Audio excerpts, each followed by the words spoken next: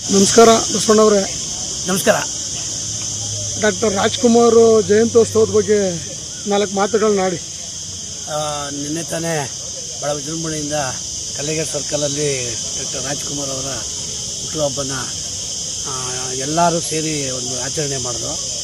ಅದ್ರ ಬಗ್ಗೆ ಹೇಳೋಕ್ಕೆ ನಿನ್ನೆನೂ ಸಾಕಷ್ಟು ಮಾತಾಡಿದ್ದೀನಿ. ಡಾಕ್ಟರ್ ರಾಜ್ಕುಮಾರ್ ಒಬ್ಬ ವ್ಯಕ್ತಿಯಲ್ಲ, ಅವರೊಬ್ಬ ಶಕ್ತಿ. ಈ ನಾಡು ನುಡಿ ಜಲ ಇದ್ರ ಬಗ್ಗೆ ಭಾಳ ಅಪಾರವಾದ ಕಾಳಜಿ ಇಟ್ಕೊಂಡಿದ್ದಂಥ ವ್ಯಕ್ತಿ ಹಾಗೂ ಕನ್ನಡ ಚಿತ್ರರಂಗದ ಒಬ್ಬ ನಟ.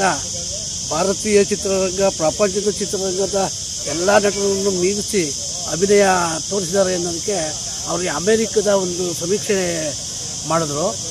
ಆ ಸಮೀಕ್ಷೆಯಲ್ಲಿ ಏನು ಬಂತು, ಎಲ್ಲ ಪಾತ್ರಕ್ಕೂ ಸರಿ ಒಂದು ಅಂತ ನಟ ಪ್ರಪಂಚದಲ್ಲಿ ಯಾರು ಇದ್ದರೆ ಅದನ್ನು ಗುರುತಿಸಿ ಅಂತ ಒಂದು ಸಮೀಕ್ಷೆ ನಡೀತು. ಅದರಲ್ಲಿ ಹಲವಾರು ಮಹಾನ್ ನಟರನ್ನು ಎಲ್ಲರನ್ನು ಸಂಪರ್ಕ ಮಾಡಿ ಅಳೆದು ತೂಗಿ ನೋಡಿದಾಗ ಪ್ರತಿ ಪಾತ್ರಕ್ಕೂ ಪೌರಾಣಿಕ, ಸಾಮಾಜಿಕ, ಐತಿಹಾಸಿಕ,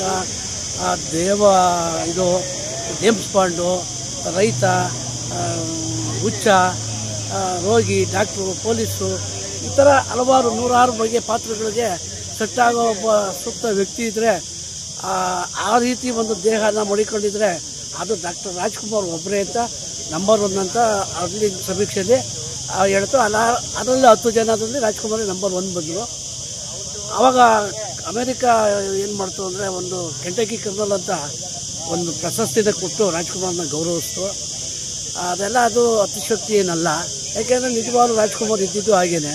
ಕಿರೀಟ ಇಟ್ಟರೆ ರಾಜ ಆಗೋರು, ಕೊಳಲು ಕೊಟ್ಟರೆ ಕೃಷ್ಣ ಆಗೋರು, ನೇಗಲು ಕೊಟ್ಟರು ರೈತ ಆಗೋರು, ಬಂದೂಕು ಕೊಟ್ಟರೆ ಜೇಮ್ಸ್ ಬಾಂಡ್ ಆಗೋರು. ಈ ಥರ ಎಲ್ಲ ಹಲವಾರು ಪಾತ್ರಗಳು ಮಾಡಿರೋದ್ರಿಂದ ಜನಗಳು ನೋಡಿದ್ದಾರೆ. ಅವರು 205 ಚಿತ್ರ, 6 ಚಿತ್ರಗಳಲ್ಲೂ ಕೂಡ ವಿಭಿನ್ನತೆಯೇ ಮೆರೆದಿದ್ದಾರೆ. ಒಂದು ಚಿತ್ರಕ್ಕೂ ಇನ್ನೊಂದು ಚಿತ್ರಕ್ಕೂ ಇವರ ಈ ಅಭಿನಯ ಮಾಡಿರೋದು ಅನ್ನಬೇಕು. ಯಾಕೆಂದರೆ ಕೃಷ್ಣ ಪಾತ್ರನೇ ಒಂಥರ, ಆಂಜನೇಯನ ಪಾತ್ರನೇ ಒಂಥರ, ರಾವಣನ ಪಾತ್ರನೇ ಒಂಥರ, ಹಿರಣ್ಯಕಶಿಪ ಪಾತ್ರನೇ ಒಂಥರ, ರೈತನಾಗಿ ಬಂಗಾರ ಮನುಷ್ಯನೇ ಒಂಥರ, ಬಲೆ ಹುಚ್ಚನಾಗಿ ಅದೇ ಒಂಥರ, ಸುತ್ತಿ ಶರೀರಾಗದಲ್ಲಿ ಡಾಕ್ಟ್ರಾಗಿ ವೈದ್ಯ ಇದರಲ್ಲಿ ಸಾಧನೆ ಮಾಡೋದು, ಐತಿಹಾಸಿಕ ಪಾತ್ರಗಳು. ಇವತ್ತು ನಾವೇನಾದರೂ ಮಯೂರು ನೋಡಬೇಕು ಅಂತಂದರೆ ನಾವು ನೋಡಿರಲ್ಲ, ಪುಸ್ತಕದಲ್ಲಿ ಕೇಳಿರ್ತೀವಿ. ಆ ಸಿನಿಮಾ ನೋಡಿದ್ರೆ ಇವರೇನ ಮಯೂರ, ಶ್ರೀಕೃಷ್ಣ ದೇವರಾಯ ನಾವು ನೋಡಿಲ್ಲ. ಆ ಚಿತ್ರ ನೋಡಿದ್ರೆ ಶ್ರೀಕೃಷ್ಣ ದೇವರಾಯ ಈ ಥರನೇ ಇದ್ರೇನೋ, ಶ್ರೀಕೃಷ್ಣ ಇವರೇ ಇರಬೇಕು. ಶ್ರೀನಿವಾಸ ಕಲ್ಯಾಣ ನೋಡಿದ್ರೆ ಆ ಪರಮಾತ್ಮ ಶ್ರೀನಿವಾಸ ಇದೇ ಥರ ರೂಪದಲ್ಲಿ ಜನ್ಮ ತಾಳಿದ್ದೋ ಏನೋ ಅನಿಸಿಕೆಗಳಿಗೆ ಈ ಜನಗಳು ಭಾವನೆಗಳಿಗೆ ಹೊರಟೋಗ್ತಾರೆ. ಯಾಕೆ ಅವರು ಒಂದು ಸತ್ಯ ಹರಿಶ್ಚಂದ್ರನ ಪಾತ್ರ ಆಗಿರ್ಬೋದು, ಕಸ್ತೂರಿ ವಾಸನ ಪಾತ್ರ ಆಗಿರ್ಬೋದು, ಆಮೇಲೆ ಹಲವಾರು ಪ್ರೇಮಮಯಿ ಪಾತ್ರಗಳಾಗಿರ್ಬೋದು. ಅವರ ಅಭಿನಯ ಅಂತೂ ಅದು ಹೇಳೋಕ್ಕೆ ಅದು ಮಾತುಗಳು ಸಾಲೋದೇ ಇಲ್ಲ. ಈ ಥರ ಎಲ್ಲ ಇದ್ದು ಜನಮನ ಗೆದ್ದು ಅಜಾತ ಶತ್ರು ಅಂತ ಅಂದ್ಕೊಂಡಿದ್ರು. ಅವರ ಒಂದು ಹುಟ್ಟುಹಬ್ಬ ಮಾಡಬೇಕು ಅಂದರೆ ನಮಗೆಲ್ಲ ಹೆಮ್ಮೆ ಅನ್ನಿಸ್ತದೆ, ಗೌರವ ಅನ್ನಿಸ್ತದೆ. ನಮಗೆ ನಾವೇ ಮಾಡ್ಕೊಳ್ಳೋ ಒಂದು ಹಿರಿಮೆ ಅನ್ನಿಸ್ತದೆ.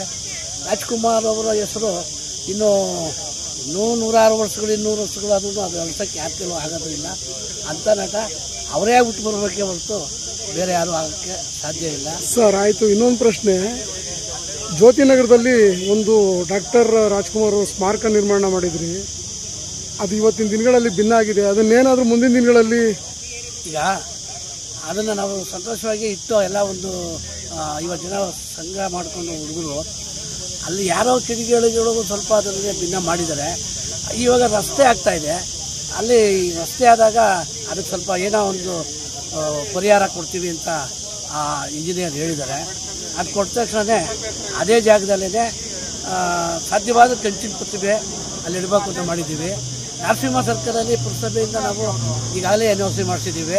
ರಾಜ್ಕುಮಾರ್ ಪ್ರತಿಭೆನ ಅಲ್ಲಿ ಇಡಬೇಕು ಅಂತ ಕಲ್ಲೇಗೇಟಲ್ಲಿ. ಅದು ರಸ್ತೆ ಈ ಕೆಲಸನ ಮುಗಿಬೇಕು. ರಸ್ತೆ ಕೆಲಸ ಮುಗಿದು ಅದು ಬದಿಲಿ ಧ್ವಜಸ್ತಂಭ ಮತ್ತು ರಾಜ್ಕುಮಾರ್ ಕಂಚಿನ ಪ್ರತಿಭೆ ಇಡ್ತೀವಿ. ಒಂದು ಅದ್ದೂರಿ ಕಾರ್ಯಕ್ರಮವನ್ನು ಮಾಡ್ತೀವಿ. ಅದು ಭಿನ್ನ ಆಗಿರೋದು ನಮಗೂ ನೋವಾಗುತ್ತೆ. ಆದರೆ ಅದು ಈ ಥರ ರಸ್ತೆ ಇದಾದಾಗ ಏನೋ ಪರಿಹಾರ ಸಿಗುತ್ತೆ ಅಂತ ಹಾಗೆ ಬಿಟ್ಟಿದ್ದೀವಿ. ರಸ್ತೆ ಆದಮೇಲೆ ಏನೋ ಅದಕ್ಕೇನು ಆಗದಿದ್ರೂ ಕೂಡ ಅದನ್ನು ತೆಗೆದು ಆ ಜಾಗದಲ್ಲಿ ಬೇರೆ ಪ್ರತಿಭೆನ ಇಟ್ಟೇ ಇಡ್ತೀವಿ. ಯಾಕೆಂದರೆ ಆ ಜಾಗ ಅಲ್ಲಿ ಸೂಕ್ತ ಇದೆ, ಅಲ್ಲಿ ಇಡ್ತೀವಿ. ಕಲ್ಲೇಗೇಟಲ್ಲಿ ಕಂಚಿನ ಪ್ರತಿಭೆನ ಇನ್ನೇನು ಇದಾಗಿ ಒಂದು ವರ್ಷದ ಒಳಗಡೆ ಅಲ್ಲಿ ಕಲ್ಲೇಗೇಟಲ್ಲಿ ಇಡ್ತೀವಿ. ಧನ್ಯವಾದಗಳು. ನಮಸ್ಕಾರ.